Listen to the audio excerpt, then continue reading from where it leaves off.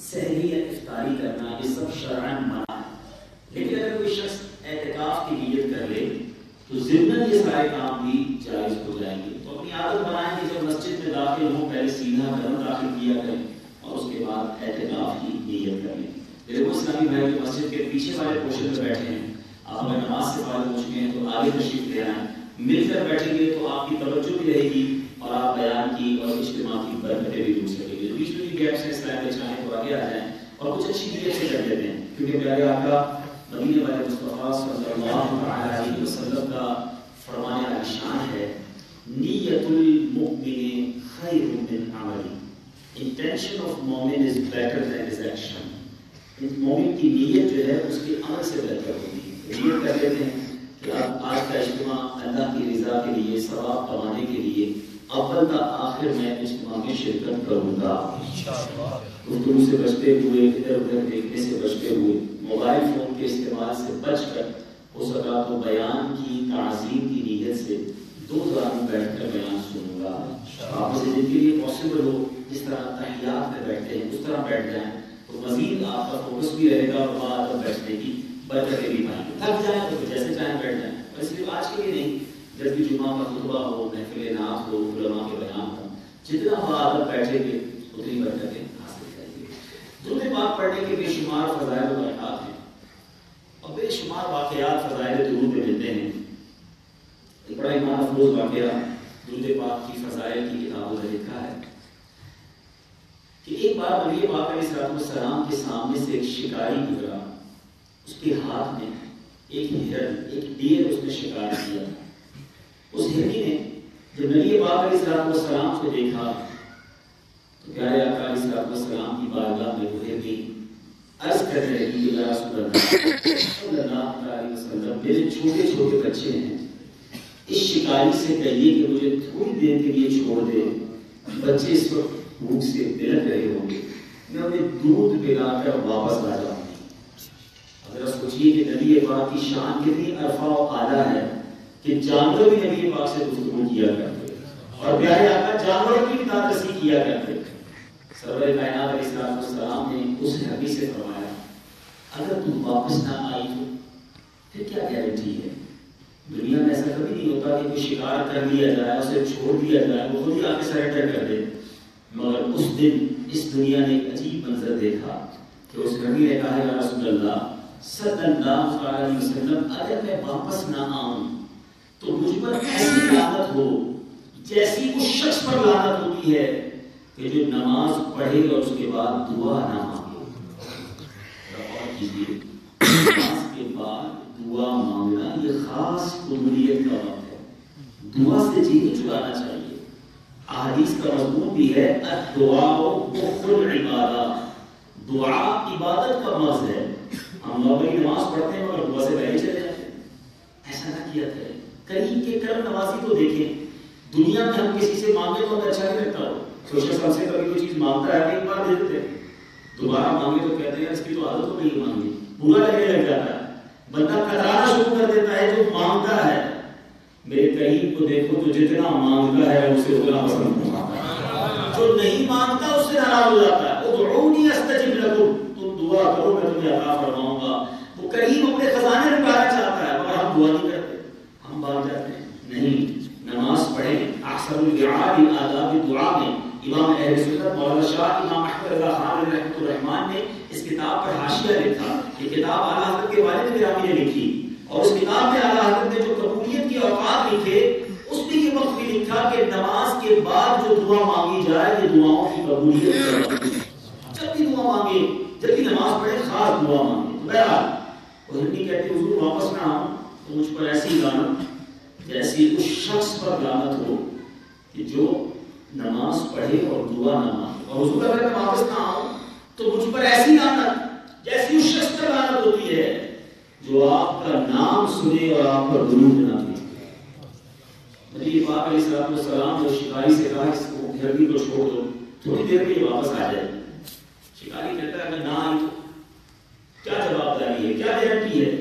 پیارے آقا علیہ السلام نے فرمایا میں ضمانت دیتا ہوں. اس روایت کے مطابق وہ شکاری مسلمان نہیں تھا مگر اس نے بڑا عجیب منظر دیکھا تھا کہ ہردی ان سے باتیں کرتی ہے، یہ ہردی سے باتیں کرتے ہیں، یہ کوئی عظیم شخصیت ہے، گارنٹی مان لی، ہردی کو چھوڑ دیا، اور اس آسمان و زمین نے ایک عجیب منظر دیکھا کہ کسی شکار کو شکار کرنے کے بعد چھوڑا گیا، اور کچھ ہی دیر کے بعد وہ ہردی جو ہے وہ دودھ پلا کر اپنے بچوں کو واپس آئی اور اپنے آپ کو پھر گرفتار کروا دیا۔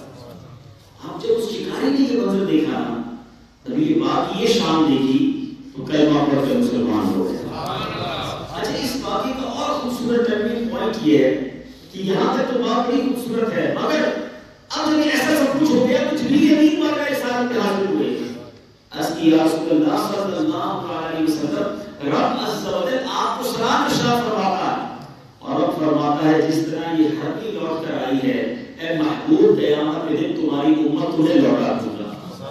رب فرماتا ہے جس طرح یہ ہردی اپنے بچوں سے پیار کرتی ہے، رب عز و جل اے محبوب تمہاری امت سے پیار فرماتا ہے، تمہاری امت پر کرم فرما ہے۔ اے میرے پیچھے اسلامی بھائیوں، آج کا بیان کرنے کے لیے تو یہی ایک واقعہ کافی ہے، اتنے سارے اس واقعے کے مدنی پھول ہیں۔ پہلی بات، سبحان اللہ، ماں ہوتی ہے، چاہے وہ جانور کی ماں ہو۔ اس ہردی نے یہ نہیں کہا کہ یا رسول اللہ مجھے آزاد کروا دیجیے، اس نے کہا میرے بچے ہو گئے، تھوڑی دیر کی اجازت دلوائیے، آ کر خود پھر گرفتاری پیش کر دوں۔ واقعی ماں ایسی ہی ہوتی ہے، وہ اپنا نہیں سوچتی، اپنے بچوں کا ہی سوچتی ہے۔ پھر وہ امپورٹنٹ باتیں کیا پتہ چلی کہ نماز کے بعد دعا مانگنا بھی ضروری ہے، اور اسی طرح جب نامی اس نے گرامی سرور کائنات صلی اللہ علیہ وسلم کا نام لیا جائے، اس کو درود پڑھنا بہت ضروری ہے۔ لوگ بات سمجھتے ہیں درود پڑھ لیا تو ٹھیک ہے، نہ پڑھا تو کوئی بات نہیں، ایسا نہیں۔ جب سرکار دو عالم صلی اللہ علیہ وسلم کا نام سنے لازمی درود پاک پڑھیں، مگر علماء نے ایک بڑا اچھا طریقہ بتا دیا۔ فرماتے ہیں آپ کسی ناخوانی میں جاتے ہیں، کسی اجتماع میں جاتے ہیں، بار بار نبی پاک علیہ السلام کا نام لیا جاتا ہے، انسان بعض اوقات نہیں پڑھ پاتا سلام یہ درود پاک نہیں پڑھ پاتا۔ علماء فرماتے ہیں کہ بندہ دن بھر میں ایک مخصوص تعداد میں، پرٹیکولر کوانٹٹی میں درود پاک پڑھ لیا کرے، تاکہ اگر پورے دن میں کہیں نبی پاک کا نام سنا تھا درود نہ پڑھ سکا تو وہ اس کے آلٹرنیٹ کا کام کرے گا، آلٹرنیٹو ہو جائے گا، اس کے متبادل ہو جائے گا۔ تو عادت بنائیں کہ روزانہ کثرت کے ساتھ درود پاک پڑھیں۔ پھر اگلی بات کہ پیارے آقا علیہ السلام کے کمالات کیسے ہیں، کتنے معجزات ہیں، یعنی نبی پاک علیہ السلام کی شان کتنی ارفع و اعلیٰ ہے کہ جس جہت سے بات شروع کی جائے کہاں جا کر ختم کی جائے، اس قدر کمالات، اس قدر معجزات۔ یاد رہے اللہ نے ہر نبی کو معجزہ عطا فرمایا، مگر میرے آقا علیہ السلام کو جتنے انبیاء کو معجزات دیے وہ سارے معجزات کا مجموعہ عطا فرمایا، اور پھر ایکسٹرا آرڈنری، ایکسکلوسیو، جس کو علماء خصائص سے پورا کہتے ہیں، وہ معجزات بھی دیے جو اس سے پہلے کسی اور نبی کو عطا نہیں کیے۔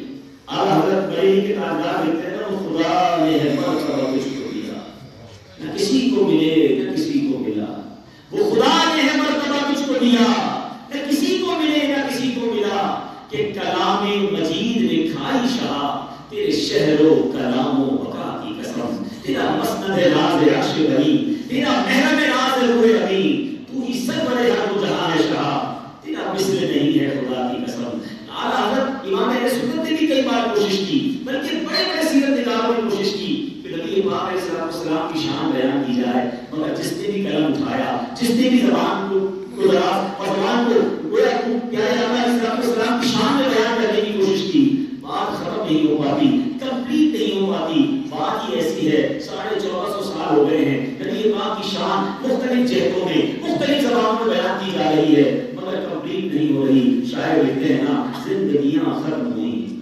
اور قلم ٹوٹ گئے، زندگیاں ختم ہوئیں اور قلم ٹوٹ گئے، تیرے اوصاف کا ایک باب بھی پورا نہ ہوا۔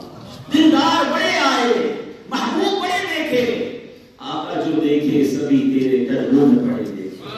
ارباب نظر کو کوئی ایسا نہ ملے گا، بندے تو بہت مل جائیں گے اور آقا نہ ملے گا۔ تاریخ اگر ڈھونڈے گی ثانی محمد، ثانی تو بڑی چیز ہے، سایہ نہ ملے گا۔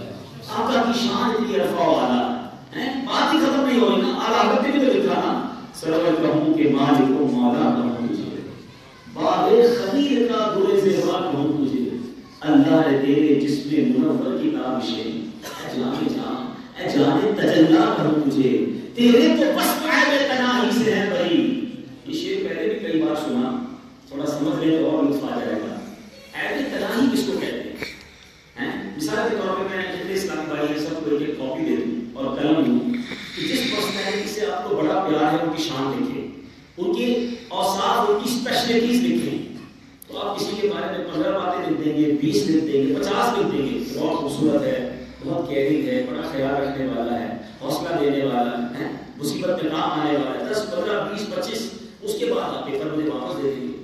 حضرت فرماتے ہیں یہ بات ختم ہو جانا, یہ ذکر کمپلیٹ ہو جانا, اوصاف کا عیب ہو جانا, یہ بھی تو عیب ہے. عیب تنہائی کہتے ہیں کسی چیز کا ختم ہو جانا. حضرت فرماتے ہیں آقا آپ کے اوصاف اتنے ہیں کہ ختم ہی نہیں ہوتے. بندہ بیان کرتا جائے ایسی بات نہیں ہوتی ہے. تیرے تو بس عیب تنہائی سے ہے بری. ہے راہ میرے شاہ میں کیا کیا کروں تجھے, لیکن رضا نے ختم سخن اس پہ کر دیا. خالق کا بندہ خلق کا آقا کہوں تجھے. تو جب یہ بات کی شان کہ ہماری اوقات بھی نہیں ہے, ہم کیا بیان کریں. اور کبھی کبھی جب معجزات سنتے ہیں نا تو صحابہ پر رشک آتا ہے. کیا کیا موقع ملا ہمیں, جلوہ جانا بھی دیکھتے, پیارے آقا کا خوبصورت چہرہ بھی دیکھتے, اور نبی پاک کے مبارک کمالات بھی دیکھتے ہیں. حضرت جابر بن سمرہ اس پر نام آتا ہے. 14ویں رات 14th night, مون بڑا خوبصورت ہوتا ہے. کہتے ہیں ایک بار میں 14ویں رات کا چاند چمک رہا تھا. چاندنی رات تھی, رات میں جب باہر نکلا. اچھا آپ تو جو ولیجز میں رہتے ہیں, اب تو جب سے شہر کی روشنیاں آ گئی نا, تارے اور چاند اتنا چمکدار نظر نہیں آتے. But if you are in village, اگر آپ گاؤں میں ہوں یا روشنیاں نہ ہوں تو بہت خوبصورت لگتا ہے آسمان. تارے بھی بڑے پیارے لگتے ہیں, چاند بھی بڑا نکھر کر سامنے آتا ہے. حضرت جابر بن سمرہ کہتے ہیں 14ویں رات تھی. اس زمانے میں تو لائٹس نہیں ہوتی تھی, رات کو کیا چاند چمک رہا تھا. کہتے ہیں 14ویں رات کا چاند دیکھا اور دیکھا کہ میرے آقا بھی جلوہ کر رہا ہے. میرے آقا کا چہرہ ایسا چمک رہا تھا کہ میں کبھی 14ویں رات کے چاند کو دیکھتا, کبھی نبی پاک کو دیکھتا, پھر 14ویں رات کے چاند کو دیکھتا, پھر پیارے آقا کو دیکھتا, پھر 14ویں رات کے چاند کو دیکھتا, پھر نبی پاک کو دیکھتا. اللہ کی قسم میرے آقا 14ویں رات کے چاند سے زیادہ خوبصورت ہے. چاند کی طرح ان کو ہم کہیں تو مجرم ہیں, کیونکہ ان کی چوکھٹ پر چاند خود سوالی ہے. اعلیٰ حضرت امام اہل سنت سے پوچھو نا, وہ سمجھاتے ہیں. اعلیٰ حضرت کو کمال ہے نا, امام عشق و محبت کا عشق کا لیول اتنا اعلیٰ تھا. آج دنیا کی کوئی خوبصورت جگہ دیکھے نا, ہم اسی میں گم ہو جاتے ہیں. باغ دیکھے تو باغ میں گم ہو جاتے ہیں, پھول دیکھے تو پھول بڑا اچھا لگتا ہے, آسمان دیکھے تو اس کی خوبصورتی میں گم ہو جاتے ہیں. مگر جو فنا فی رسول کے مرتبے کو ہونا, وہ ہر خوبصورتی میں محبوب کو تلاش کرتا ہے. کبھی باغ دیکھتے تو کہتے انہی کی بو مائے سمن ہے, انہی کا جلوہ چمک چمن ہے, انہی سے گلشن مہک رہے ہیں, انہی کی رنگت گلاب میں ہے. کبھی پھول دیکھتے تو کہتے پھول کیا دیکھوں میری آنکھوں میں, دشت طیبہ کے خار پھرتے ہیں. اعلیٰ حضرت امام اہل سنت نے ایک بار پہلی دن کا آپ نے دیکھا ہوگا, فرسٹ ڈے, دو چاند کی دو جو کنڈیشنز ہیں وہ بہت خوبصورت ہیں. جب 14th نائٹ ہوتی ہے اور ایک ہوتی ہے جب وہ پہلے دن کا چاند ہوتا ہے, اس کو کریسنٹ کہتے ہیں, ہلال کہتے ہیں. ٹھیک ہے. اب اعلیٰ حضرت نے گویا تخیل میں آسمان پر اس پہلے دن کے چاند کو دیکھا. اللہ اکبر, ذرا سوچیے تخیل رضا کیسا ہے. آپ ہلال کو دیکھیں تو وہ کشتول کی مانند بھی لگتا ہے, پیارا بھی لگتا ہے نا. تو اعلیٰ حضرت فرماتے ہیں بھیگ لے سرکار سے جلد کاسا نور کا. بڑا خوبصورت لگ رہا ہے نا, آجا مہینہ شروع ہو گیا ہے, مدینے والے کے در پر آ کر سارے مہینے کی خیرات کرتے ہیں. بھیگ لے سرکار سے لا جلد کاسا نور کا, ماہ نو طیبہ میں بچتا ہے مہینہ نور کا. تو ہر خوبصورتی کے نبی پاک نظر آتے ہیں. حضرت امام اہل سنت نے کس انداز میں قصیدہ معراج لکھا. یہ جو 14ویں رات کا چاند ہے, ویری بیوٹیفل, لیکن آپ دیکھو نا اس پہ چھوٹا سا داغ ہے, مزہ نہیں آتا. اگر داغ نہ ہو تو بہت خوبصورت ہوگا. اعلیٰ حضرت نے چاند سے بات کس طرح کی ہے. اعلیٰ حضرت فرماتے ہیں چاند اس سے غلطی ہو گئی. پیارے آقا شب معراج میرے قریب سے تو گزرے تھے, آسمان کی سیر کو آئے تھے نا, تو نبی پاک کے قدموں کی خاک اٹھا لیتا, چہرے پہ مل لیتا, میرے داغ مل جاتے تھے. کس طرح بات کی. ستم کیا کیسی مت کٹی تھی, کمر کو خاک ان کے رہ گزر کی. ستم کیا کیسی مت کٹی تھی, کمر کو خاک ان کے رہ گزر کی. اٹھا نہ لایا ایک نام دے تھے. امام اہل سنت سے پوچھو یہ تارے کیوں جگمگائے ہیں؟ کہتے ہیں ایسے نہیں جگمگائے، ہم تارے دیکھ کر تاروں میں کھو جاتے ہیں. میرے رضا کا عشق دیکھو، انہوں نے تارے دیکھ کر بھی کہا یہ جو ایسے ہی نہیں. آقا معراج کی رات جب تشریف لے گئے تھے نا، جب میرے آقا کو دولہا بنایا گیا، غسل دیا گیا، جو نہانے میں پانی ٹپکا تھا وہ تاروں میں سنبھال دیا. اسی وجہ سے چمک رہے ہیں. یہی تو جو من چھلک رہا ہے، یہی تو اب تک چمک رہا ہے. نہانے میں جو گرا تھا پانی، کٹورے تاروں میں بھر لیے.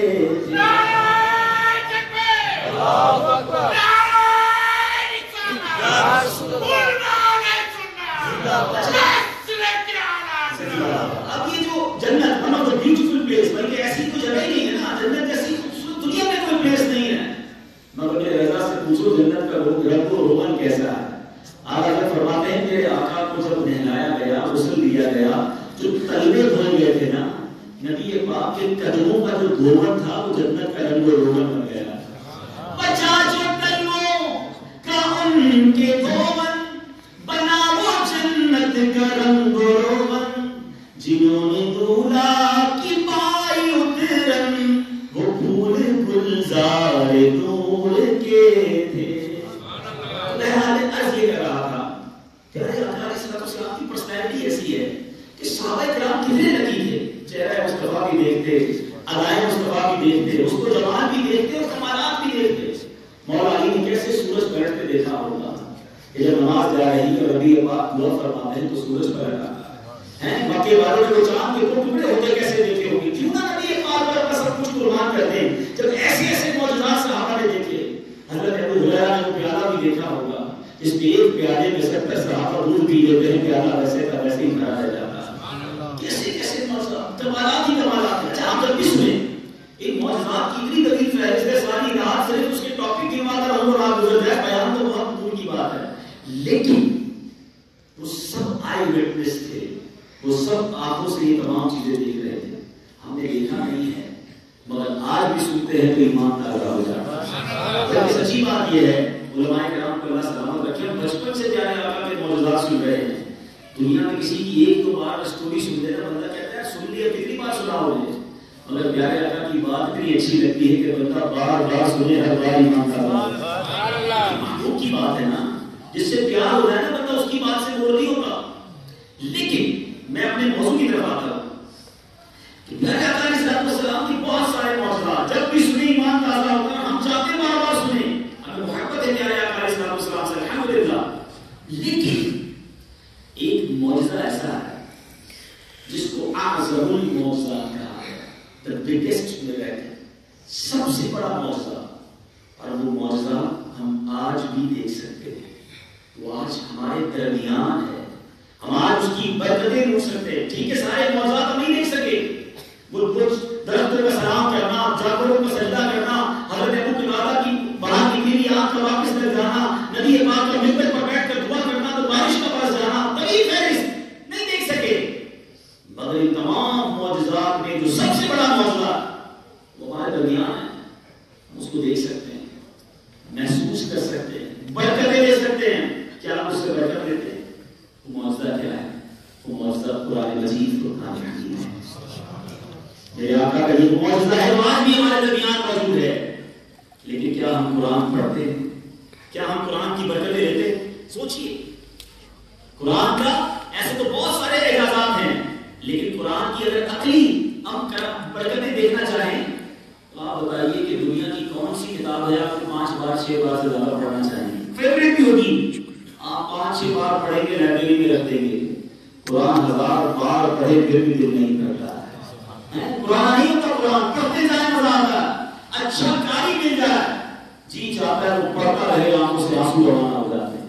یہ قرآن کی وہ لذت ہے جو نہ سمجھنے والے کے دل میں اتر جاتی ہے. 1450 سال کم و بیش ہو گئے، سفر سے پیش میں فرق نہیں آیا. ٹھیک ہے، 5-6 سال کا چھوٹا بچہ جو اپنی ماں باپ کی زبان سے ہی نہیں بول سکتا، اس کے دل میں پورا قرآن محفوظ ہو جاتا ہے. اللہ نے قرآن کی حفاظت کا ذمہ اپنے ذمہ دیا ہے. اے میرے پیچھے اسلامی بھائیوں، نبی پاک کا میلاد منانے والوں، غوث پاک سے محبت کرنے والوں، سوال کرنا چاہتا ہوں اپنے آپ سے بھی، سوشل میڈیا پر سن رہے ہیں خود سے بھی، کہ ہمارا کنیکشن قرآن سے کیسا ہے، ہمارے اسلاف کا کنیکشن کیسا ہے. غوث پاک رضی اللہ عنہ کی 11ویں منانے جمع ہوئے ہیں، ماشاءاللہ سارے غوث پاک کے دیوانے، بہت اچھی بات ہے. مگر پیران پیر دستگیر سیدی غوث اعظم کی قرآن سے اٹیچمنٹ کیسی تھی؟ 15 سال تک کنٹینیو ڈیلی رات کو غوث پاک ہر رات پورا قرآن پاک ختم کیا. سبحان اللہ. غوث پاک اتنا قرآن پڑھے اور قادری کہلانے والا قرآن تو ہاتھ نہ لگا، قرآن پڑھنا بھی نہ آئے. سوچیے نبی پاک فرماتے ہیں جس دل میں کچھ قرآن نہیں وہ ویران مکان کی مانند ہے. ذرا سوچیے ہمارے سینے میں کتنا قرآن ہے. قرآن کی اہمیت تو سمجھو نا، قرآن ہے کیا، کس کا کلام ہے؟ جواب دیجیے، کس کا کلام ہے؟ کلام اللہ کہا جاتا ہے نا. مولا علی سے پوچھو، وہ پہلی کہتے ہیں جب میرا جی چاہتا ہے میں اللہ سے بات کروں، میں ہاتھ اٹھا کر دعا مانگنا شروع کر دیتا ہوں. جب جی چاہتا ہے رب مجھ سے کلام کرے تو قرآن پڑھنا شروع کر دیتا ہوں. یہ کنیکشن ہے اللہ تبارک و تعالیٰ سے. اور آج novel, digest, newspaper, WhatsApp, Facebook, دنیا کے سارے سوشل میڈیا استعمال کرنے کا ٹائم ہے، نہیں ہے تو قرآن پڑھنے کا ٹائم نہیں ہے. کیا اللہ تبارک و تعالیٰ کی بارگاہ میں جواب دے سکو گے کہ یا اللہ قرآن پڑھنے کا ٹائم نہیں ملا؟ قرآن ہمارے کتنے میسیجز ہیں، اللہ کے میسیجز. جی ہاں، یا ایھا الذین آمنو، ویسے تو سارے قرآن پڑھنا چاہیے مگر اسپیشلی مور دین 80 ٹائمز، 80 سے زیادہ مقامات پر اللہ تبارک و تعالیٰ نے مجھ سے اور آپ سے بات کی ہے. اے ایمان والو، اے ایمان والو، اے ایمان والو کہہ کر. کون ہے ہم میں سے جس نے کم از کم 80 مقامات پورے پڑھ لیے، اس کا ترجمہ پڑھا، اس کی تفسیر پڑھی کہ پتہ تو چلے اللہ نے مجھ سے کیا فرمایا. مگر اس کے لیے بھی ٹائم نہیں ہمارے پاس. ہم ملاقی آئے، آنے کے بعد یہاں کی زبان سیکھی، یہاں کے ڈاکیومنٹ سیکھے، یہاں کے پاسپورٹ بنا لیے، گاڑی چلانا نہیں آتی تھی گاڑی سیکھ لی، یہاں کے جناب کام سارے معاملات سیکھے. نہیں سیکھا تو قرآن نہیں سیکھا. کیوں؟ کیونکہ اس کی پریورٹی نہیں تھی، اس کی ترجیح نہیں تھی ہمارے لیے. میں آپ کو ایک عقلی دلیل کے ذریعے کو سمجھانا چاہتا ہوں. مثال کے طور پہ آپ بلاوی سے کہیں سفر پر جائیں، بیرون ملک جائیں، تھوڑا کچھ دن گزر جائیں، آپ کو اپنی فیملی کی یاد آتی ہے، انسان کو گھر والے یاد آتے ہیں. اب وہاں سے وہ بڑا محبت بھرا ایک میسج اپنی فیملی کو بھیجے. وہ آپ کو پہلے لوگ خط لکھتے تھے، واٹس ایپ آ گیا، ای میل آ گئی. واٹس ایپ پر بچوں کے لیے، بچوں کی امی کے لیے، اپنے بھائی بہنوں کے لیے، اپنے ماں باپ کے لیے ایک بڑا پیارا سا واٹس ایپ بنا کر بھیجے. ایک دن گزرے، 2 دن گزرے، کوئی جواب نہیں آیا گھر والوں کی طرف سے.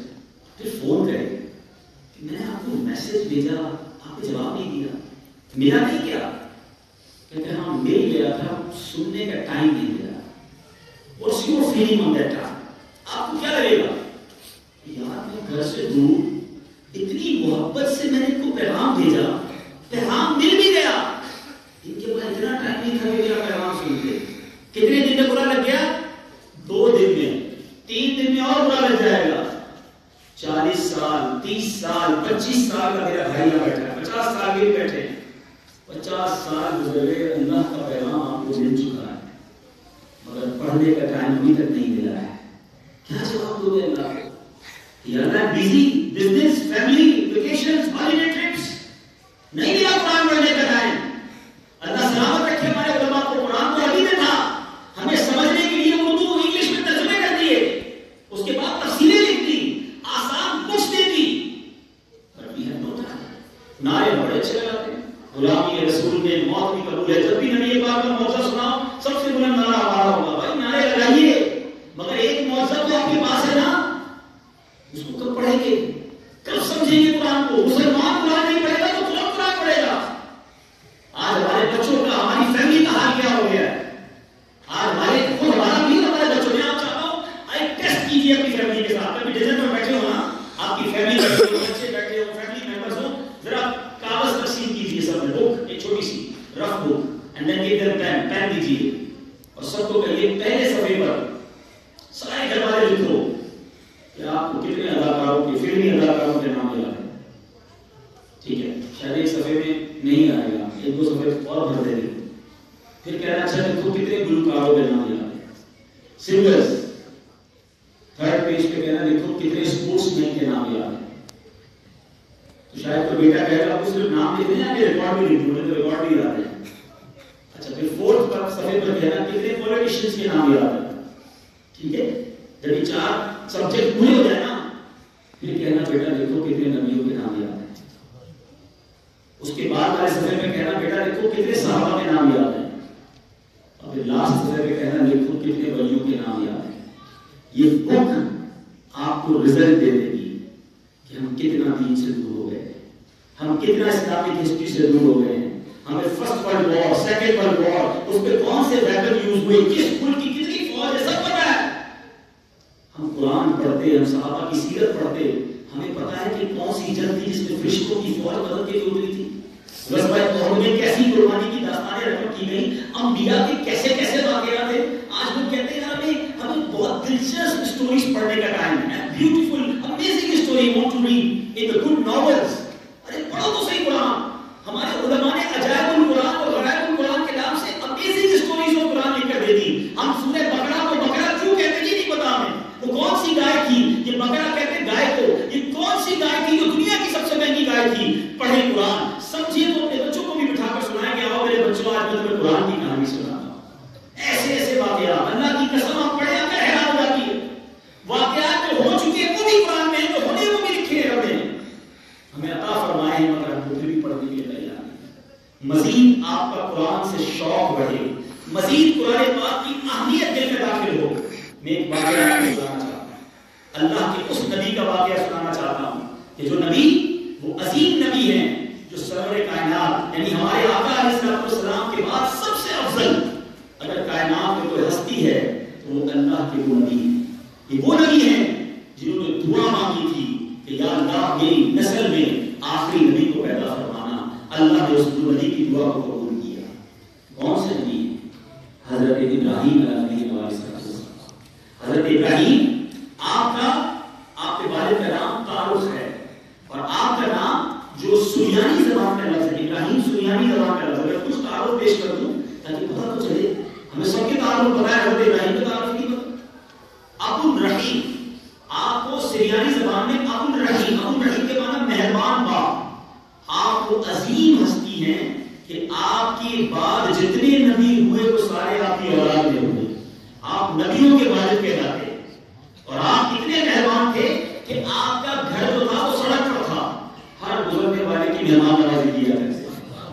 آج بھی جو مہمان نوازی کرتے ہیں انہیں مبارک ہو، یہ نبیوں کا طریقہ ہے. حضرت ابراہیم وہ ہستی ہیں جن سے اللہ تعالیٰ نے وہ کام لیا ہے. بڑے واقعات ہیں آپ کے، میں بہت سارے واقعات سنا سکتا ہوں، مگر کعبے کی تعمیر، کعبہ جب طوفان نوح آیا تھا کعبہ اٹھا لیا گیا. اس کے بعد پھر حضرت ابراہیم کو حکم دیا گیا کہ کعبے کی تعمیر کی جائے. اب کوئی آج کے زمانے میں جو لوکیشن ہوتے ہیں، میپ ہوتے ہیں، ہم خالی میدان میں بھی پلاٹ لیں تو نقشہ بتا دیتا ہے کہ یہ میری ڈائمنشن ہے، پلاٹ کی وڈتھ اتنی ہے، فرنٹ اتنا ہے. اس زمانے میں تو ایسا کچھ نہیں تھا. حضرت ابراہیم نے کہا مولا کدھر سے لے کر کدھر تک کعبہ بناؤں. سبحان اللہ، اللہ تبارک و تعالیٰ نے ایک بادل بھیجا. فرمایا یہ بادل کے ساتھ ساتھ چلو، جدھر جا کے بادل رک جائے گا اس کے سائے میں، اس کے شیڈو میں جو جگہ ہوگی وہاں کعبے کی تعمیر کی جائے. دیکھیے قرآن میں واقعات ہیں، تفاصیل میں واقعات. حضرت ابراہیم چلے اسی جگہ پر جہاں آج کعبہ موجود ہے، بادل آ کر ٹھہر گئے. آپ نے حضرت اسماعیل اپنے بیٹے کے ساتھ کعبے کی تعمیر شروع کی. وہ پتھر پکڑاتے جاتے، حضرت ابراہیم رکھتے جاتے. آپ خود جس پتھر پر کھڑے تھے، اللہ اکبر، رب عز و جل نے اس پتھر کو آپ کے لیے موم کر دیا. آج جس پتھر کی زیارت کرتے ہو وہاں کے جا کر کیا کہتے ہیں اس کو؟ مقام ابراہیم. حضرت ابراہیم نے اس پتھر پر کھڑے ہوئے کعبہ تعمیر کیا تھا. آج جو ماشاءاللہ اتنی اونچی مسجد ہے، جیسے جیسے تعمیر اوپر ہوتی گئی ہوگی، کرین کی ضرورت پڑی ہوگی، لفٹر کی ضرورت پڑی ہوگی. حضرت ابراہیم نے اوپر پتھر کیسے رکھے؟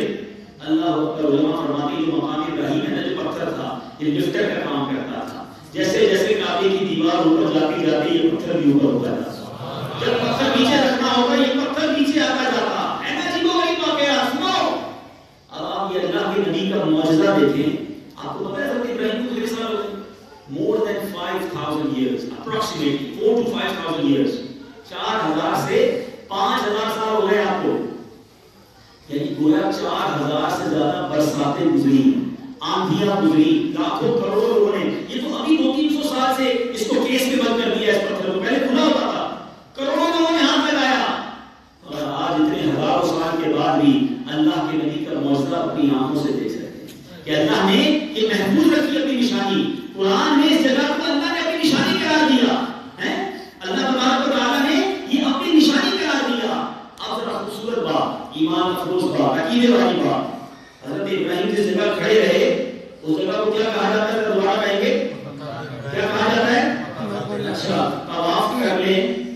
سب سے افضل دو رکعت مقام ابراہیم. قرآن میں فرماتا ہے وَاتَّخِذُوا مِن مَقَامِ إِبْرَاهِيمَ مُصَلًّى، اور ابراہیم کے کھڑے ہونے کی جگہ کو نماز کا مقام. اللہ تعالیٰ نے رہتی دنیا کو میسج دے دیا کہ جہاں میرے نبی کھڑے ہو جائیں، ان کے قدموں کے نشان ہوں، سجدہ مجھے کرنا مگر اس کے قریب کرو گے تو زیادہ قبول کروں گا.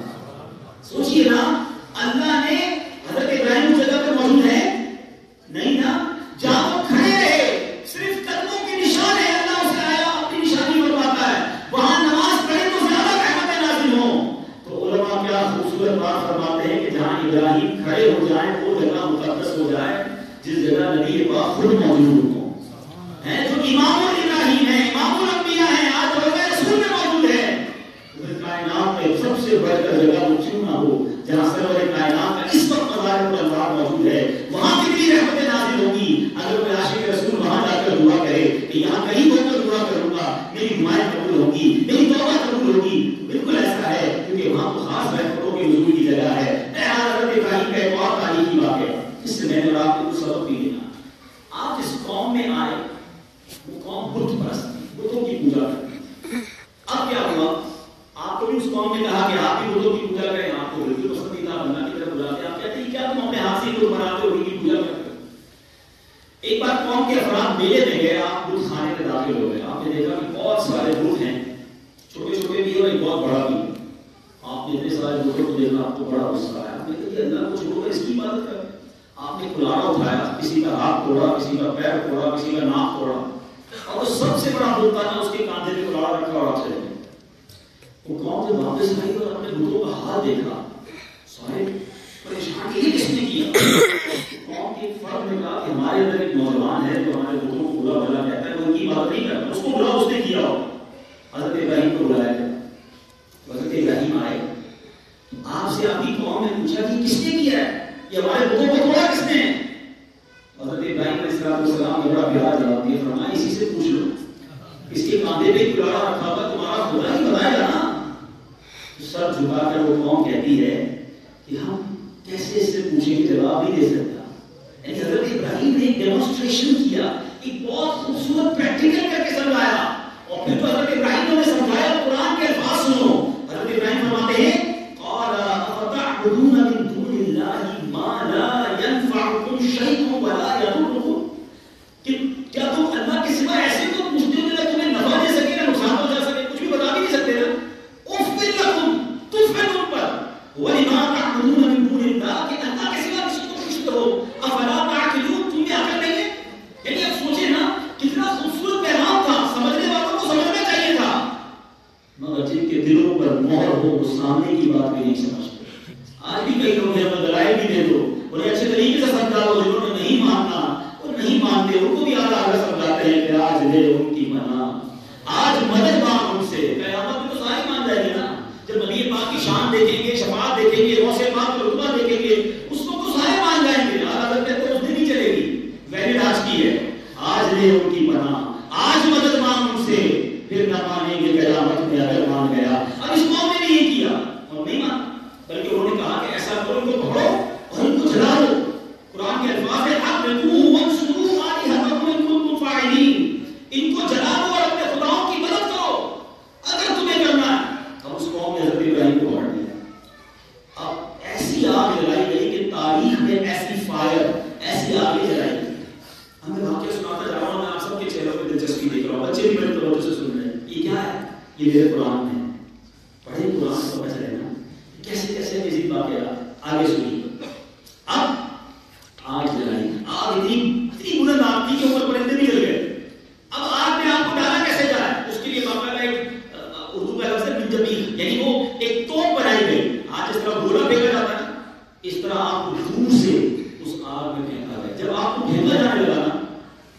کی ساری مخلوق چیخ چیخ کر رب سے عرض کر دے گی مولا تیرے خلیل کو آگ میں ڈالا جا رہا ہے، یا اللہ اس کی مدد فرما۔ میرے پیچھے اسلامی بھائیوں، اللہ تبارک و تعالیٰ نے کیا ارشاد فرمایا کہ اگر وہ میرے سوا کسی اور سے کوئی مدد طلب نہ کریں تو تم سب سنوں میں کا دوست ہوں، حامی ہوں اور مددگار۔ اب فرشتے آئے، بارش کا فرشتہ اللہ کے حکم دے پانی کا ساتھوں آگ بجھا دوں، طرح طرح کے فرشتے آئے، سب کو منع کر دیا کہ میرا رب دیکھ رہا ہے، وہ میرا حامی مددگار ہے۔ جب بالکل آگ میں ڈالے جانے کا وقت ہوا تو حضرت جبرائیل آئے، حضور میرے لیے کوئی کام ہو تو بتائیے۔ آپ نے فرمایا کہ میرا رب دیکھ رہا ہے، وہ جو کرے گا وہ میرے لیے بہتر ہوگا۔ تو حضرت جبرائیل عرض کرتے ہیں پھر اللہ سے عرض کر رہے ہیں کہ اللہ بچا لے، سنو تھوڑی سی مشکل میں پریشان ہونے والوں سنو۔ حضرت ابراہیم کا کیا جواب تھا؟ آپ فرماتے ہیں میرا رب دیکھ رہا ہے، وہ بہتر سمجھے گا تو میرے لیے آسانی کر دے گا، اور یہی اس کی مرضی ہے، تو اس مرضی میں راضی ہوں۔ پنجابی شاعر کہتے ہیں نا، جے سونا میرے دکھ وچ راضی، جے سونا میرے دکھ وچ راضی، میں سکھنوں چلے پاواں، ارے اگر اللہ میرے دکھ میں راضی ہے تو مجھے سکھ نہیں چاہیے۔ حضرت ابراہیم کا ہی جواب تھا۔ اب آپ کو جب آگ میں پھینکا گیا، سنو اللہ نے اپنی قدرت کا نظارہ دکھایا، ان اللہ علی کل شیء قدیر۔ اب اللہ تبارک و تعالیٰ نے براہ راست آپ کو کیا حکم دیا؟ رب ارشاد فرماتا ہے جب آپ کو فرمایا گیا قلنا یا نار کونی بردا وسلاما علی ابراہیم، اے آگ، ہم نے فرمایا اے آگ ہو جا ٹھنڈی اور سلامتی ابراہیم پر۔ حضرت ابراہیم آگ میں جاتے ہیں، بہت شعلے پڑ رہے ہیں، آگ بجھی نہیں تھی، یہ بھی آپ کو بات بتا دوں، آگ ویسے ہی جل رہی تھی اور حضرت ابراہیم اس آگ میں چلے گئے۔ آگ کا کام چلانا ہے۔ آپ جانتے ہیں کتنے منٹ کے لیے حضرت ابراہیم اس آگ میں رہے؟ منٹ نہیں، کچھ تفسیروں میں لکھا گیا 40 دن تک اس آگ میں رہے، 50 دن ایک تفسیر میں ہے، تیسری تفسیر میں 7 دن۔ ہم سے 1 منٹ آگ میں ہاتھ نہیں رہتا۔ حضرت ابراہیم کئی دنوں کے بعد باہر نکلتے ہیں، آپ کا بال بھی دیکھا نہیں ہوتا۔ اسی آگ نے سلامتی کا کام شروع کر دیا۔ کیوں؟ اللہ نے فرمایا۔ اور شاعر لکھتے ہیں نا، کمال کا شعر ہے، شاعر پسے لکھتے ہیں آج بھی ہو جائے اگر ابراہیم سا ایمان پیدا۔ آپ مصیبت میں ہیں نا، آپ پریشانی میں ہیں، آپ تکلیف میں ہیں، آپ کے سامنے مشکل کی آگ ہے، آپ سمجھتے میں نہیں نکل سکتا، ایک ہی ریکوائرمنٹ ہے کہ دل میں وہ توکل، وہ لیول آف ٹرسٹ، وہ اللہ سے محبت، وہ رب کے فیصلوں پر یقین، وہ حضرت ابراہیم کی سنت آج بھی ادا کر دو کہ آج بھی ہو جائے جو ابراہیم سے ایمان پیدا آگ کر سکتی ہے انداز گلستہ پیدا۔ آج بھی آگ جو ہے وہ گلستہ پیدا کر دے گی۔ اور پیچھے اسلامی بھائی اس واقعے سے ایک اور بات سیکھنے والی، ہر چیز عقل سے نہیں فیصلہ کیا جائے، کچھ فیصلے دل سے بھی کیے گا۔ عقل تو یہ کہتی تھی نا آگ میں نہیں جانا، جائیں گے تو جل جائیں گے۔ حضرت ابراہیم نے عقل کا فیصلہ نہ مانا، اللہ پر بھروسہ کیا۔ شاعر کہتے ہیں نا، کیا فرماتے ہیں؟ بے خطر کود پڑا آتش نمرود میں عشق، بے خطر کود پڑا آتش نمرود میں عشق، عقل تھی محو تماشائے لبے باغ بھی، عقل تو سوچتی رہ گئی اور عشق نے اپنا کام کر دیا۔ ایک اور شاعر لکھتے ہیں نا، عقل والوں کے نصیبوں میں کہاں ذوق جنون، عشق والے ہیں جو ہر چیز لٹا دیتے ہیں۔ تو غیر عالم کے پیچھے میں اسمال بہت چھوٹا سا میں نے واقعہ آپ کو سنایا، لیکن اس واقعے سے ایمان تازہ ہوتا ہے، اللہ تعالیٰ پر بھروسہ کیسا۔ اچھا اتنا بڑا ڈیسیشن تھا اس وقت، حضرت ابراہیم کی عمر کتنی تھی یہ جاننا چاہیں گے آپ؟ مطلب میچیور ہو کر کوئی ایسا کام کرے تو سمجھ آتا ہے۔ آپ کی عمر 18 سال سے 20 سال کی تھی۔ 20 سال کی نوجوانی میں آپ نے رب پر توکل کا ایسا مظاہرہ کیا کہ آج بھی آتش نمرود کے واقعات ہم پڑھتے ہیں۔ اے میرے پیچھے اسلامی بھائی، اب میرا اور آپ کا سمجھنے کا ٹائم ہے۔ اب اس واقعے سے سیکھنا کیا ہے کہ دیکھو اللہ پر بھروسہ کیا ہے۔ ہم پرابلم پتہ کیا ہے؟ ہمیں سب پر بھروسہ ہے، ہمیں رب پر بھروسہ ہے۔ ہمیں دوسرے لوگوں پر بڑا بھروسہ ہے، ہم کہتے ہیں یار فلاں بندہ ساتھ ہوگا نا، فلاں سورس والا میرا کام ہو جائے گا، پیسے ہوں گے نا تو میرا کام سیدھا ہو جائے گا، پیسے ہوں گے بیمار ہو گیا علاج کرا دوں گا، تو فلاں ملک چلا جاؤں گا، اچھا ڈاکٹر ہائر کر دوں گا، پیسے ہوں گے مدینے چلا جاؤں گا۔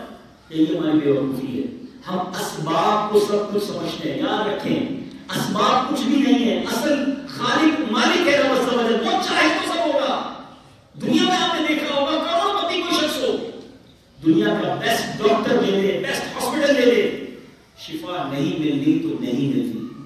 اور ایک غریب آدمی ہو جس کے پاس دوائی کے پیسے بھی نہ ہو، بڑی بیماریاں لگ جائیں اس سے، رات درود پاک پڑھ کر سوئے، اللہ چاہے صبح شفا یاب کرے۔ لوگ کہتے ہیں پیسے ہوں گے مدینے جانے کی بے وقوفی ہے، ہم نے بہت پیسے والے دیکھے، ساری دنیا دیکھی، مدینہ نہیں ملتا، اور ایسے بھی دیکھے جن کے پاس رہنے کو گھر نہیں، آقا نے کئی بار مدینہ دکھایا۔ کہاں کا منصب، کہاں کی دولت، قسم خدا کی ہے یہ حقیقت، جنہیں بلایا ہے مصطفیٰ نے وہی مدینے کو جا۔ توکل، اللہ پر بھروسہ کرنا سیکھو۔ جس دن آپ کا لیول آف توکل ہی ہو گیا کہ بس میرا مالک چاہے گا تو ہو جائے گا، اس دن آپ کی مشکل نہیں رہے گی۔ یہ بات کی بڑی پیاری حدیث ہے۔ آقا فرماتے ہیں اگر تم توکل، ایسا توکل کرو، اللہ پر ایسا بھروسہ کرو جیسا توکل کرنے کا حق ہے، اللہ تمہیں ایسے روزی دے گا جیسے پرندوں کو روزی دیتا ہے۔ صبح سارے پرندے گھونسلے سے نکلتے ہیں، خیالی بیٹھ جاتے ہیں، واپس آتے ہیں، سب کا پیٹ بھرا ہے۔ کسی پرندے کے گھونسلے میں آپ نے کوئی کبر دیکھی چھوٹی سی جس میں چارہ چھپا کے رکھا کہ یار کل کیا کھاؤں گا؟ بقرعید میں آپ نے میرا خیال ہے بچوں جانوروں کو چارہ کھلایا ہوگا، بکرے کو، گائے کو، کبھی دیکھا آپ نے دوپہر کو چارہ کھلایا؟ وہ واپس جب آپ نے چارہ اس نے کھا لیا تو اس نے وہ ٹوکری چھپا کے رکھ لی وہ بکرے نے کہ رات کو کیا کھاؤں گا۔ ہر جانور، ہر پرندہ توکل کرتا ہے، اس کو فکر نہیں ہوتی کہ صبح کھایا ہے تو شام کو کھلائے گا، مگر یہ انسان ہے کہ مہینوں کا راشن ہوتا ہے پھر بھی چین نہیں آتا، کپڑے بھری ہیں، فریج بھری ہے، اکاؤنٹ بھرے ہیں، تھوڑا سا کم ہو جائے تو ٹینشن شروع ہو جاتی ہے۔ علماء بیٹھے ہیں، کئی لوگ آتے ہوئے ان کے پاس بھی دعا کرانے کے بس دعا کر دیں، بچوں کے لیے بڑا فکر مند ہوں، بچی بڑی ہوگی تو اس کی شادی کا کیا ہوگا۔ اللہ کے بندوں، جس رب نے بچے دیے ہیں وہی ان کے نصیب بھی اچھے کرے گا۔ وہ رب کے کام کرنے والے نا، تمہاری سوچ کا کیا ہے؟ ہم اس چیز کا سوچ رہے ہیں جس کا وعدہ ہے۔ یاد رکھو، دانے دانے پہ لکھا ہے کھانے والے کا نام۔ ہمیں ٹینشن اس چیز کی ہے جو میرا نصیب مجھے مل کر رہے گا، لیکن مغفرت کا وعدہ نہیں ہے کہ بخشے جاؤ گے کہ نہیں، ایمان سلامت رہے گا کہ نہیں۔ ٹینشن تو غوث پاک کو تھی، سارے قادری بیٹھے ہیں، وہ سنو پیرانے پیر ہیں، سیدی غوث اعظم کا مرتبہ اتنا بڑا ہے، علماء کہتے ہیں آج بھی کسی کو ولایت ملتی ہے تو غوث پاک کے در سے ملتی ہے۔ اور پھر خدا کا لیول کیا تھا؟ کہتے لوگ کہتے ہیں آج عید کا دن ہے، عبد القادر کے لیے عید کا دن وہ ہوگا جب اپنا ایمان سلامت لے کر دنیا سے جائے۔ کبھی ایسا ہوا کہ امام صاحب کے پاس کوئی ٹینشن میں آیا ہو کہ اگر 3 دن سے نیند نہیں آ رہی، پتہ نہیں بخشا جاؤں گا کہ نہیں، ایمان سلامت رہے گا کہ نہیں، بلڈ پریشر کے مریض بن گئے، شوگر کے مریض بن گئے، طرح طرح کے مرض پال لیے، اس لیے کاروبار کا کیا ہوگا، بچوں کا کیا ہوگا، فیوچر کا کیا ہوگا؟ یہ سب میرا کام تھوڑی ہے، یہ میرے رب نے مجھے بنایا ہے، وہی میرا خالق ہے، وہی میرے لیے سب آسانیاں پیدا کرتا ہے۔ ہم ان ٹینشنوں میں پڑ گئے تو ہمارا کام نہیں تھا۔ اعلیٰ حضرت امام اہل سنت سے سوال ہوا، لوگ حرام کی طرف چلے جاتے ہیں، یہ توکل میں کمی ہوتی ہے کہ حرام کی طرف جاتے ہیں، اللہ کا بھروسہ رہتا نہیں ہے، بندہ کہتا ساری زندگی وہی رہ جاؤں گا، غلط کام نہیں کروں گا، تھوڑا سا تو شارٹ کٹ مارنا پڑے گا نا، تھوڑا تو جھوٹ بولنا پڑے گا، تھوڑی چیزیں کرنی پڑے گی، جبھی پیسہ آئے گا، ورنہ تو میں تھوڑے تھوڑے کماتا رہوں گا، ساری دنیا آگے بڑھ گئی پیچھے رہ جاؤں گا۔ یہ وہ بے وقوفی ہے، یہ وہ اللہ پر بھروسے کی کمی ہے جس کی وجہ سے بندہ حرام کی طرف جاتا ہے۔ اعلیٰ حضرت امام اہل سنت سے سوال ہوا حضور کہ واقعی دانے دانے پہ کہا جاتا ہے دانے دانے پہ کھانے والے کا نام لکھا ہے، میرے امام کہتے ہیں صرف دانے پر نہیں بلکہ آپ نے دیکھا ہوگا چاول ہو یا گندم ہو اس کے آٹا بنتا ہے نا تو چوڑا ہو جاتا ہے، ایک ہی دانے کے کئی حصے ہو جاتے ہیں، ہو سکتا ہے اس ایک دانے میں ایک حصہ ایک روٹی میں چلا جائے، دوسرا دوسری روٹی میں چلا جائے۔ اللہ فرماتے ہیں دانے کے ہر ذرے پر لکھا ہوتا ہے اس کے کھانا، یہ کس کے نصیب میں ہے؟ اور بڑی پیاری مثال بیان کی آپ نے فرمایا بنگلہ دیش کے لوگ چاول بہت شوق سے کھاتے ہیں، فرمایا تاجر مالدار تھا، اس نے چاول کھایا، اسے اچانک چھینک آئی، چاول کا ایک دانہ اس کے سر میں چڑھ گیا، حضرت کے کتابوں میں لکھا، بڑا علاج کرایا کہ وہ چاول نکل آیا، چاول نہیں نکلا، اب اس نے بھول گیا کہ ٹھیک ہے رہ گیا کیا کروں۔ کئی سالوں بعد وہ حرم پاک گیا، مکہ شریف پہنچا، کعبے کا دیدار کیا، جیسے ہی کعبے کا دیدار کیا زور کی چھینک آئی، وہی چاول کا دانہ حرم کے فرش پر گرا، ایک کبوتر آیا اٹھا کر وہ دانہ لے گیا، حالات فرماتے اس دانے پر اس کبوتر کا نام لکھا گیا۔ ہم بھاگ رہے ہیں یہ بھی مل جائے، یہ بھی میں آئٹم لے لوں، میں سودا بھی میرا ہاتھ سے نہ جائے، اس کا بیڑا غرق کر کے سارا آرڈر میں لے لوں، کچھ نہیں کر سکتے آپ، جو آپ کے نصیب میں ہے وہی آپ کو ملے گا، اور جو آپ کے نصیب میں نہیں آپ کچھ بھی کرنے آپ کو نہیں ملے گا۔ بس ہم زیادہ سے زیادہ پتہ کیا کرتے ہیں، جلد بازی کر کے وہی پیسہ جو حلال لکھا تھا ہم حرام سے کما لیتے ہیں۔ مولا علی کرم اللہ کا وزن قریب ایک بار مسجد میں ہے، اس بات کو اس واقعے سے سمجھیے، مسجد میں گئے اور آپ نے باہر اپنا جھکا ہوگا، اپنا ڈریس اتارا ہے, بندے کو پکڑایا, کپڑوں میں نماز پڑھ گیا. اب نماز پڑھ کے آیا وہ بندہ آپ کا ڈریس لے کے بھاگتا, وہ لباس چوری کر گیا, پرانی کا لباس. اب آگے گئے تو آپ نے دیکھا کہ ایک دکان پر وہی لباس لگا ہوا, آپ نے دیکھی کدھر سے آیا, ابھی ابھی بندہ بیچ کر گیا. کہا کتنے میں؟ کہا 2 درہم میں. فرمایا اللہ نے اس کے لیے 2 درہم حلال کے رکھے تھے, میں نماز کے لیے گیا تھا, میں نے ارادہ کر لیا تھا کہ نماز پڑھ کے آؤں گا, اس کو 2 درہم انعام دے دوں گا. اس نے جلدی کی, چوری کی, حرام کمایا, اور وہی 2 درہم حرام سے کمایا. انتظار کر دو, حلال کماؤ. حلال پاکیزہ ہے, حرام جہنم میں لے جانے والا. نہ کرو ایسا, اللہ کو ناراض کرنے کی بھروسے کی تو کمی ہے کہ انسان حرام کی طرف جاتا ہے. یار آپ باتیں بڑی بڑی کر رہے کہتے لوگ, لیکن ہم فیملی کا کیا ہوگا, ہمارے گھر والوں کا کیا ہوگا؟ اگر ہم سچی روزی حلال روزی میں ہی رہ جائیں گے تو کیسے آگے بڑھیں گے؟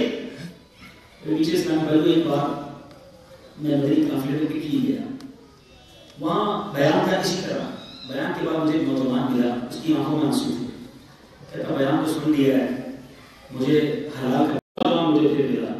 کہتا رضی بھائی اس وقت سمجھ نہیں آ رہی تھی کیا ہوگا, کیسے چلے گا. اللہ کی قسم شراب بیچنا بند کی ہے, اللہ نے میری روزی دعا کر کے بتایا.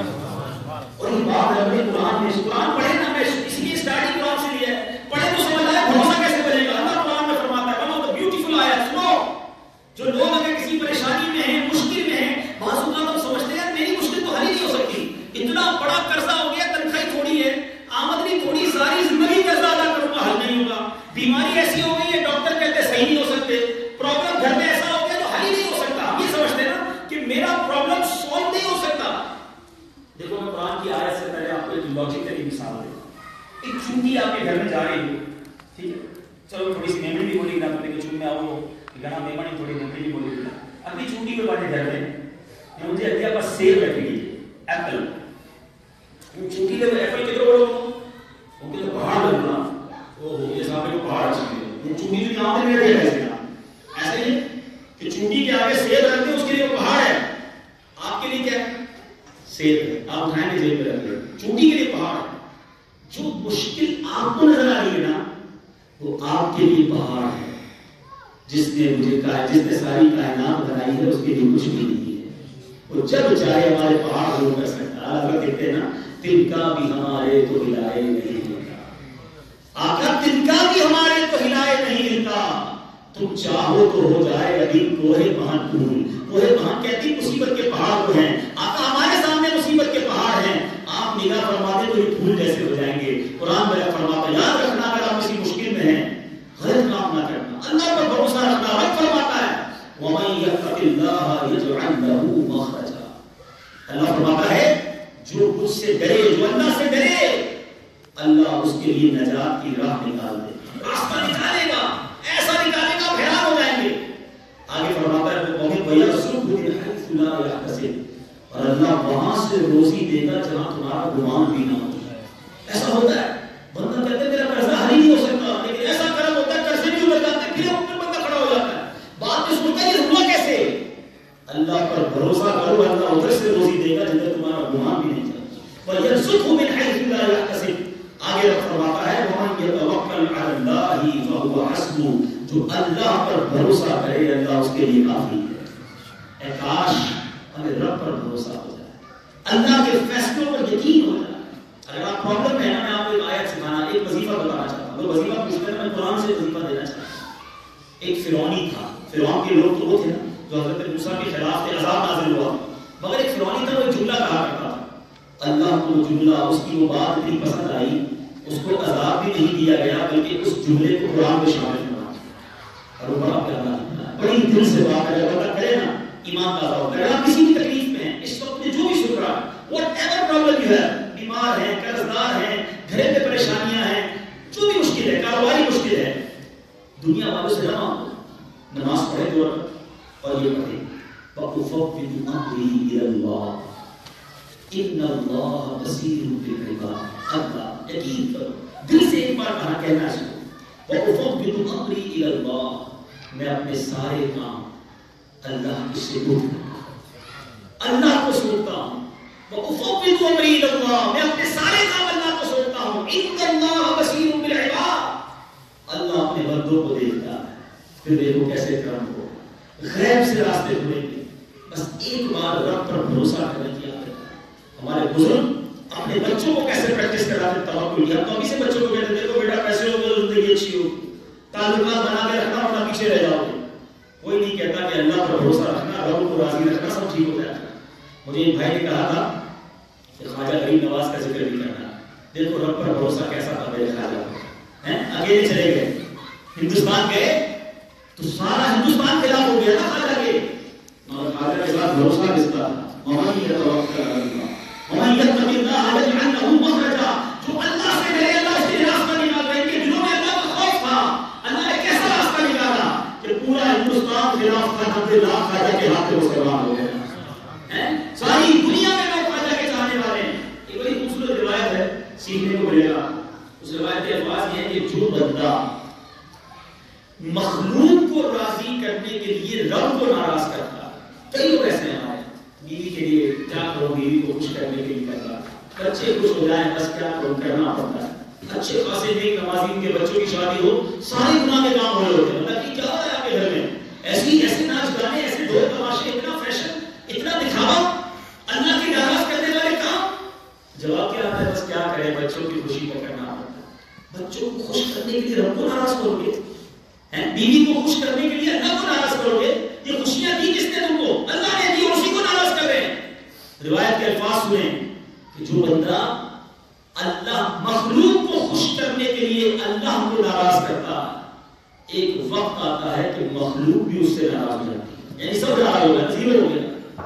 میں آپ سے سوال کرتا ہوں، بڑے گلوکار، بڑے اداکار، دنیا کو ہنسانے والے، گناہ کر کر کے لوگوں کو انجوائے کروانے والے مخلوق کو راضی کرتے تھے نا. اللہ ناراض تھا، کیا ہوا ان کے ساتھ؟ کوئی جانتا ہے ان کو؟ کوئی جانتا ہے ان کی قبر پر؟ لیکن اسی روایت کا اگلا پارٹ بڑا پیارا ہے. کچھ لوگ وہ ہوتے ہیں جو اللہ کو راضی کرنے کے لیے مخلوق کو ناراض کر دیتے ہیں، مگر ایک وقت آتا ہے رب مخلوق کو بھی راضی کروا دیتا ہے. اللہ بھی راضی، مخلوق بھی راضی. انہی کا چرچا، انہی میں میرے خواجہ غریب نواز ہیں. جب وہ گئے ہندوستان، سارا ہندوستان ناراض ہو گیا، مگر رب راضی تھا. آج بتاؤ 800 سال سے زیادہ خواجہ کو ایسا ہو گیا، دنیا کا میرے خواجہ کے چاہنے والے نہیں ہے. اللہ راضی تھا نا، دنیا راضی ہو گئی. ہمارا پرابلم یہ ہے، سب کو راضی کرنے کے چکر میں رہتے ہیں، رب کو ناراض کر رہے ہیں. نہیں میرے پیچھے اسلام کرو، رب کو راضی کرو، رب کے حبیب کو راضی کر دو. اللہ ساری دنیا کو آپ سے راضی کر دے گا، کیونکہ بخشنا تو اسی نے ہے نا، خوشیاں دینا اسی نے ہے، نعمتیں دینا اسی نے ہے. مگر ہم نے زندگی کا جو ٹارگیٹ ہے وہ چینج کر دیا. ہمارے بزرگ کو حضرت احمد بن حرب کا آخری واقعہ اپنی گفتگو کو ختم کرتا ہوں. حضرت احمد بن حرب جو ہیں، انہوں نے اپنے بچے کی ٹریننگ کیسے دی؟ توکل کی ٹریننگ دیکھو. آپ نے بچے سے کہا بیٹا جب بھی تمہیں کھانا کھانا ہونا، اس سوراخ میں، گھر میں ایک بڑا سا سوراخ بنایا ہونا، تو یہاں آنا، دیوار میں سوراخ تھا، اور دعا کرنا یا اللہ مجھے کھانا دے دے. دوپہر کو دعا کرو گے دوپہر کا کھانا مل جائے گا، رات کو دعا کرو گے رات کا کھانا مل جائے گا. اللہ سے مانگنا.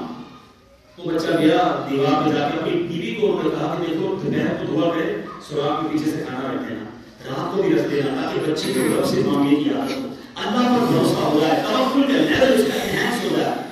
روزانہ ہی معاملہ چلتا رہا، آپ کی بیوی کھانا رکھتی رہی، بچہ دعا کرتا رہا. ایک دن ایسا آیا کہ آپ کے بچے کا جو کھانے کا وقت تھا، آپ کی زوجہ میں مصروف ہو گئی، بھاگ نہیں آتا ہے، ارے یہ کیا ہو گیا، دوڑتی نہیں آئی. تو دیکھا بچہ کھانا کھا رہا ہے، بڑا زبردست کھانا. تو بیٹا کہاں سے آیا؟ کہا اللہ نے دیا. تو روز اللہ سے مانگتا ہوں اللہ دیتا ہے، آج بھی اللہ نے دیا. آپ کی زوجہ حیران ہو گئی، یہ کیا ہوا؟ آپ کے پاس آئی تو اس کو غضب ہو گیا، کیا ہوا؟ آج لیٹ ہو گئی، گیا تو بچہ تو کھانا کھا رہا تھا، پوچھا کدھر سے آیا، کیسی سوراخ سے ملا؟ اللہ نے دیا. حضرت احمد بن حرب فرماتے مجھے اسی دن کا انتظار تھا، اب تمہیں کھانا نہیں دینا، اس کو ڈائریکٹ ملتا چلا جائے گا، اللہ کی طرف سے بڑا احساس سے عطا ہوگا، کیونکہ اس کا کنیکشن کو لیول ہو چکا. یہ ہے رب کے بھروسے کا صرف. کاش مجھے اور آپ کو رب کے ہر فیصلے پر یقین ہو جائے. تھوڑی سی تکلیف ہو ہم شکوے شکایت شروع کر دیتے ہیں. بھائی اللہ تبارک و تعالیٰ ہمیں ماں سے زیادہ چاہنے والا ہے نا. ہماری ماں کبھی تکلیف میں دیکھ سکتی ہے؟ جب ماں میرا برا نہیں چاہے گی تو رب میرا برا کیسے چاہے گا؟ اپنی کی بات ہے. میں ایک بار تنزانیہ میں تھا، ایک بہت بڑے بزنس مین، انہوں نے مجھے ایک بات سکھائی. بعض اوقات ہر آدمی سے سیکھنا چاہیے. مجھے زندگی بھر وہ بات یاد رہے گی. کیا توقع تھا اس بندے، بہت بڑے بزنس مین تھے. انہوں نے مجھے کہا کہ آپ کو میں اپنے پروجیکٹ کے لیے جانا چاہتا ہوں، آپ دعا کریں گے. میں چلا گیا ان کے ساتھ. جب میں گیا تو راستے میں پل کلوز تھا. راستہ بڑا تھا, بڑی کوشش کی, انہوں نے راستہ نہیں کھلا, ہم واپس آ گئے. تو میں نے ایسی دلاسا دینے لگا کہ کوئی بات نہیں, دل چھوٹا نہ کریں, نیکسٹ ٹائم آؤں گا تو پھر چلے جائیں گے. اس بندے نے کمال کا جواب دیا, کہتا عبد الحبیب بھائی میرا جب کام ہوتا ہے نا میں ایک بار اللہ کا شکر ادا کرتا ہوں, جب کام نہیں ہوتا میں 2 بار اللہ کا شکر ادا کرتا ہوں. حیران ہو گیا, یہ کیسے, کیا بات کیا آپ نے؟ کہتا ہو گیا تو بھی اللہ نے کروایا, نہیں ہوا تو کس نے نہیں کروایا, اللہ نے نہیں کروایا نا, یہی میرے لیے بہتر ہوگا. یہ وہ سوچ ہے جو ہمیں درکار ہے کہ اگر کوئی کام نہ ہو, کوئی میرے کام اٹکے ہوئے ہوں تو میں سمجھ جاؤں یہی میرے لیے بہتر ہوگا, لیکن اس کو شارٹ کٹ کر کے حرام کی طرف نہ چلا جاؤں, اللہ کو ناراض نہ کروں. بہرحال میرے پیچھے اسلامی بھائیوں, ہم نے غوث پاک کی سیرت بھی کچھ سنی, خواجہ صاحب کی سیرت بھی کچھ سنی, قرآن پاک کی اہمیت کے بارے میں سنا, اور قرآن پاک کا ایک عظیم واقعہ بھی سنا. اے کاش ہم اور آپ قرآن پڑھنے والے بن جائیں. دعوت اسلامی یہ تبلیغ قرآن و سنت کی غیر سیاسی آزادی تحریک ہے. دنیا بھر میں قرآن کا نور پہنچانے کا وہ شاندار انتظام دعوت اسلامی نے کیا. دعوت اسلامی نے بچے کو قرآن پڑھانے کے لیے مدرسۃ المدینہ کا اہتمام کیا. آپ کو جان کر خوشی ہوگی, اس وقت دعوت اسلامی کی پوری دنیا میں 2700 سے زیادہ مدرسۃ المدینہ موجود ہیں. 2700 بچے نہیں ہیں, 2700 سے زیادہ مدرسے ہیں. 1,28,000 سے زیادہ اسٹوڈنٹس جو ہیں مفت قرآن پاک کی تعلیم حاصل کر رہے ہیں. اور اب تک ان مدرسوں سے 69,000 سے زیادہ حافظ قرآن بن چکے ہیں. سبحان اللہ. 2 لاکھ کے قریب بچوں نے ناظرہ قرآن پاک ختم کر لیا. یہ ہے دعوت اسلامی کی قرآن کی خدمت. اچھا پھر صرف بچوں میں نہیں, بڑوں میں, کیونکہ بہت بڑی تعداد ہمارے بڑوں کی وہ جنہوں نے بڑے ہو گئے ابھی قرآن نہیں پڑھا, تلفظ کے ساتھ نہیں پڑھا, مخارج کے ساتھ نہیں پڑھا. اور آپ کو بھی مشورہ دوں گا, اگر آپ کو لگتا بھی ہے نا کہ آپ مخارج جانتے ہیں, ایک بار سنا دیجیے کسی صحیح قاری صاحب, امام صاحب ہیں, آپ کو انہیں کو سنا دے کہ حضرت ذرا میرے مخارج سن لیں, میری نماز سن لیں کہ میں صحیح قرآن پڑھ رہا ہوں کہ نہیں, کہیں ایسا نہ ہو میں سمجھ رہا ہوں صحیح پڑھ رہا ہوں سارے غلط ہو رہا ہوں. کیونکہ عربی جو ہے نا یہ میمنی پنجابی اردو نہیں ہے کہ جیسی بولو چل جائے گی. عربی کو عربی لب و لہجے میں پڑھنا ہوگا. تو پھر بڑوں کے لیے کیا کیا دعوت اسلامی نے؟ ہزاروں کی تعداد میں مدرسۃ المدینہ بالغان دنیا بھر کی مسجدوں میں شروع کیے. آدھے گھنٹے کے لیے آئے اور مدرسہ پڑھ کے جائیں. ماشاءاللہ یہاں بھی لگتا ہے مدرسہ ہے نا, عشاء کے بعد لگتا ہے. کیوں لگتا ہے بھائی, آپ آئے کبھی کر کے کیا آپ کا کچھ ٹھیک کر لیں, اور پھر بھی ہم ٹائم نہ دیں تو ہماری کمزوری ہے. تو خدا قرآن پاک سے اپنے کنیکشن کو مضبوط کیجیے. آج ایک نیت کر کے جانا. غوث پاک کے چاہنے والوں, میرے غوث پاک نماز سے اتنی محبت کرتے تھے کہ آپ 40 سال تک غوث پاک عشاء کے وضو سے فجر ادا کرتے رہے. ساری رات عبادت, عشاء کے وضو سے فجر پڑھ رہے ہیں, اور غوث پاک کا چاہنے والا نہ عشاء پڑھے نہ فجر پڑھے. یہ کیسی غوث پاک سے محبت. اچھا کئی ایسے جو 4 نمازیں تو پڑھ لیتے ہیں کہ اپنی فجر میں آنکھ نہیں کھلتی. اب ان سے میرا سوال یہ ہے کہ اگر آپ کی صبح 5 بجے فلائٹ ہو تب بھی آپ کی آنکھ نہیں کھلتی, کبھی آپ کی فلائٹ مس ہوئی, یہ کہا آپ نے کہ یار آنکھ نہیں کھلی, صبح 7 بجے 8 بجے کا کوئی اپوائنٹمنٹ ہو اور آپ کہنے یار آنکھ نہیں کھلی, اپوائنٹمنٹ میں آنکھ کھل جائے گی, فلائٹ مس نہیں ہوگی, نماز کیسے مس ہو جاتی؟ اس کا مطلب یہ ہے کہ فلائٹ کی اہمیت زیادہ ہے, نماز کی اہمیت نہیں ہے. حالانکہ میرے آقا فرماتے ہیں نماز پڑھو میری آنکھوں کی ٹھنڈک ہے. غلامی رسول میں موت بھی قبول ہے, ایسے نعرے لگائیں گے موت بھی قبول ہے, نماز تو قبول نہیں ہے, سنتیں قبول نہیں ہے, طریقہ مصطفیٰ قبول نہیں ہے. کیسی موت قبول ہے بھائی؟ یاد رکھو ہم نیازی ضرور ہیں, ابھی بھی نیاز آپ کے لیے تیار ہوگی اور آپ انتظار بھی کر رہے ہو کہ کب بیان ختم ہو, چلو ختم کر رہا ہوں, لیکن ہم نیازی ضرور ہیں مگر غوث پاک کے غلام ہیں, پہلے نمازی ہیں. نماز ضروری ہے نا, تو خدا نہ نماز کی پابندی کرنی ہے. نیت کریں کہ آج کے بعد ہماری کوئی نماز قضا نہیں ہوگی انشاءاللہ. ایسا نہیں, ایسا نعرہ لگاؤ کہ شیطان ادھر سے دور بھاگ جائے. آج کے بعد ہماری کوئی نماز قضا نہیں ہوگی انشاءاللہ, اور روزانہ قرآن پاک پڑھیں گے انشاءاللہ. قرآن پاک پڑھنے کا بڑا آسان طریقہ ہے. ایک تو میں نے جس طرح کہا ہمارے مدرسے میں آ کر مخارج ٹھیک کر دیں, پھر خود قرآن پڑھیں اور سبحان اللہ ترجمہ قرآن پڑھیں. عاشق ماہ رسالت کا اعلیٰ حضرت کا لکھا کنز الایمان شریف وہ اپنے پاس رکھیں. اب تو دعوت اسلامی نے بڑی آسان اردو میں تفسیر قرآن سراج الجنان دے دی ہے. 10 جلدوں میں ہے لیکن بڑی آسان اردو میں ہے. آپ 10 کتابیں نہیں منگوانا چاہتے, ہمیں بھی پیسے کمانے کا شوق نہیں, ہم نے پوری کتابیں انٹرنیٹ پر فری میں رکھ دی ہیں. دعوت اسلامی .net پر جائیں, فری میں ڈاؤن لوڈ کر لیں, پڑھیں تو صحیح, آپ کا دل نور قرآن سے منور ہونا شروع ہو جائے گا. اللہ کریم مجھے اور آپ سب کو قرآن پاک سے محبت عطا فرمائے, روزانہ تلاوت قرآن کرنا نصیب فرمائے, قرآن پڑھنا سمجھنا اور اس پر عمل کرنا نصیب فرمائے. آمین. بجاہ نبی صلی اللہ علیہ وسلم. حبیب. آئیے اندر و شوق کے ساتھ سلام